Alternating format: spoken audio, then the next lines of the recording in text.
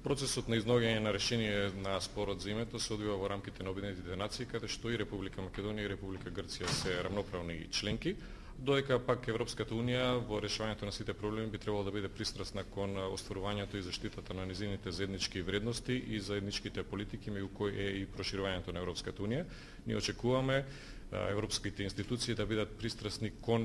продолжување на процесот на проширување на Европската унија, вклучително и со државите од Западниот Балкан, меѓу кои и Република Македонија. Well, I've seen the linkage being made in the recent polls asking the population about the name issue in relation to the EU,